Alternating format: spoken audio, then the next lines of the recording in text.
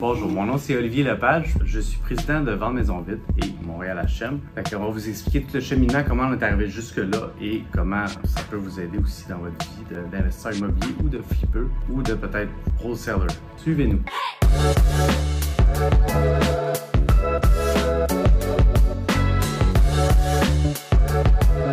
Donc la première partie du vidéo, comme tu disais, c'est pour parler un petit peu de mon background, comment j'ai commencé, comment j'en suis arrivé à faire plus de 300 flips. Fait que j'ai commencé il y a 12 ans de ça. J'ai acheté mon premier immeuble, puis j'étais un acheteur très motivé parce que je voulais embarquer dans l'immobilier, puis je savais pas trop qu'est-ce que je faisais. Il y a 12 ans, il n'y avait pas encore Facebook, il y avait beaucoup moins les médias sociaux, c'était moins présent. Fait que, qu'est-ce qu'on avait? On avait le journal pour communiquer entre nous autres, faire des annonces. Fait que moi, j'ouvre le journal de Montréal, je regarde dans les annonces, puis je vois comme acheter sans mise de fonds. Puis tu sais, des fois, on le voyait aussi dans les pubs à la télé le soir. C'était plus aux États-Unis. Là, je vois ça dans le journal de Montréal. Puis je suis comme, hey, moi, je veux acheter. Je suis revenu d'un voyage en Australie pendant 1 an. J'ai commencé à travailler dans la rénovation. Puis l'immobilier m'intéressait. Mais je voulais pas tant faire de la réno. Je trouvais que j'étais pas vraiment fait pour faire de la réno. Ou c'était pas la tasse de thé, j'étais pas super rapide. Anyway, tout ça pour dire que finalement, je voulais plus faire de la gestion puis être investisseur. Et j'ai commencé à acheter mon premier immeuble en 2008. À l'époque, c'est tellement drôle parce que j'ai eu mon financement bancaire assez rapide. N'importe qui avait des financements bancaires vraiment facilement. Et en plus, les banques prêtaient 107% de la valeur marchande. Fait que j'ai acheté un immeuble qui valait 135 000, puis je suis sorti du notaire avec 12 000 pièces dans les poches. Fait que dans le fond, la banque me payait pour acheter un immeuble. C'est complètement illogique, là, mais c'est très drôle. C'est très drôle à dire 12 ans plus tard. 14 ans plus tard même. Ça veut dire que ça fait 14 ans. Ça fait longtemps. Je pensais que ça faisait 12, ça fait 14. C'était en 2008 que j'ai acheté ça. Je l'ai encore aujourd'hui, duplex que j'ai acheté à Granby. Ça pour dire que c'était 107%. C'est comme ça que j'ai commencé. J'ai acheté mon premier immeuble, puis c'est un petit peu weird le setup de comment j'ai acheté. Puis le pire, c'est que j'ai compris après plusieurs années que c'est quelqu'un qui m'a revendu genre une promesse d'achat. Puis c'est un peu qu'est-ce que je fais là.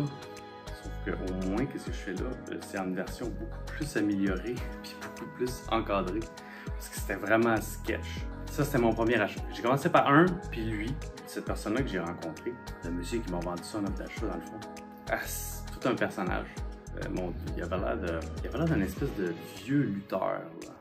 C'est genre grand puis full musclé avec la peau en cuir, avec des longs cheveux. Drôle de personnage en tout cas. C'était tellement louche. Mais oui, je suis sorti du notaire avec l'argent. Ça, c'était ma première transaction. Après ça, j'en ai fait d'autres. Quelques mois après, j'ai trouvé un flip, une maison qui était... Moi, j'habitais à Chambly à l'époque, c'était une maison qui était à Chambly, que j'avais trouvée à cause de mon site web, que j'avais créé, parce que j'étais allé à une conférence de Rich Dad Poor Dad, puis il parlait des tax liens, puis ces choses-là qu'il y avait aux États-Unis, qu'il n'y a pas vraiment ici. Il proposait d'investir là-bas aux States, puis moi, ça m'intéressait pas, mais j'ai eu une ampoule qui s'est allumée, puis je voulais créer un site web. Ça m'a comme donné l'idée de créer un site web, dans le fond, cette soirée-là. Après ça, j'ai créé ça, puis ça a commencé à m'amener des leads de plus en plus à chaque année. Fait que j'ai commencé à en acheter 3, 5, 15, 20 au fur et à mesure des années. Les premières années aussi, j'ai été courtier immobilier. J'avais une licence de courtage, puis tu sais, les maisons qui n'étaient pas intéressantes à acheter, je les listais comme un courtier. Puis sinon, je les achetais, je les flippais, puis je les revendais. Sauf qu'avec l'OACQ, c'était pas bien vu de flipper des maisons. C'est comme tout une situation un peu délicate. D'ailleurs, aujourd'hui, on ne peut plus acheter puis vendre avec le même courtier. À l'époque, on pouvait, puis on pouvait lister nos propres maisons puis les vendre en tant que courtier. Tu pouvais juste pas avoir de commission. Fait que tu te retrouvais à pas payer de commission, tu payais juste la commission de l'autre courtier. Puis des fois, ben, tu diras pas trop fort l'OACQ, mais sinon, on pouvait juste canceller le contrat puis le vendre directement à quelqu'un. Fallait juste pas que tu sois sous contrat si tu vendais à quelqu'un. J'ai accumulé les flips comme ça à tour de rôle jusqu'à temps qu'à un moment donné, le courtage, ça devenait difficile. Il y a beaucoup de documentation, beaucoup de choses, fait que ça devenait comme difficile de jumeler les deux, l'investissement puis le courtage. Fait que j'ai décidé de, après avoir eu de la difficulté avec l'OACQ, puis de me retrouver devant le board, puis qui me donne une suspension de 3 mois pour un événement. Suite à ça, j'ai fait comme je vais essayer de m'investir à 100% dans l'immobilier. Puis laisser tomber le courtage, parce que de toute façon, ma licence est suspendue, puis je vais juste pas la renouveler. Fait que je l'ai jamais renouvelé depuis 6 ans de ça. Puis après ça, j'ai décidé d'aller en faire plus de flips, fait que j'ai continué à en faire 14, 15, puis l'année d'après c'était 20, puis l'année d'après c'était 25, c'était tout le temps plus, beaucoup de partenariats, beaucoup de choses. Aussi essayer de former des gens à travers ça, qui a bien fonctionné. On a fait un système de, pas un système, une espèce de formation qui a bien fonctionné, puis tu vois, mon partenaire lui est parti avec ça, la formation. Moi, je voulais plus faire une business, fait que là, j'ai commencé à suivre ce qui se faisait aux États-Unis pour essayer d'améliorer dans le fond, puis d'avancer, puis de grossir la business. Puis ça m'a vraiment ouvert les yeux quand je suis venu ici la première fois en 2019 à San Diego. Ça m'a super ouvert les yeux à vraiment systématiser puis comprendre comment qu'une business fonctionnait. Parce que ce que j'apprenais, c'était plus autour de l'immobilier que vraiment comment structurer une business. Puis là, plus que tu structures puis que tu as des bonnes personnes autour de toi, plus que tu peux grandir. Ça a pris du temps que je comprenne ça. Puis là, ça, ben, ça fait de l'aide. Puis là, ben, plus que tu as d'aide, plus que tu peux réaliser. Avec ça, puis croître la business. Puis là, on est venu jusque-là, quelques années plus tard, avec 64 transactions l'année passée. C'est vraiment cool. Puis là, on aime un petit peu plus haut, on vise plus haut encore.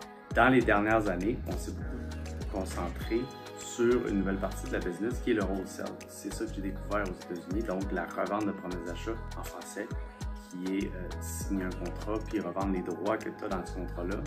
Aux États-Unis, ils appellent ça du wholesaling. C'est du real estate wholesaling. J'ai découvert ça, puis là, on a vraiment mis beaucoup de ressources là-dedans pour développer le wholesale. Puis je vais beaucoup vous expliquer comment ça fonctionne, le wholesale, comme c'est une petite partie qui est obscure. Il n'y a pas beaucoup de gens qui connaissent ça. J'entends encore des gens qui me demandent si c'est légal. Puis c'est tout à fait légal.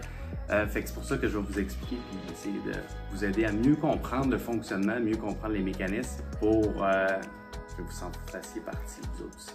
Donc ça, c'est la fin du premier vidéo. Si vous êtes passionné d'immobilier, vous abonnez d'un bar. Puis l'autre bord, si vous avez des commentaires ou des suggestions ou vous aimez l'immobilier ou vous voulez en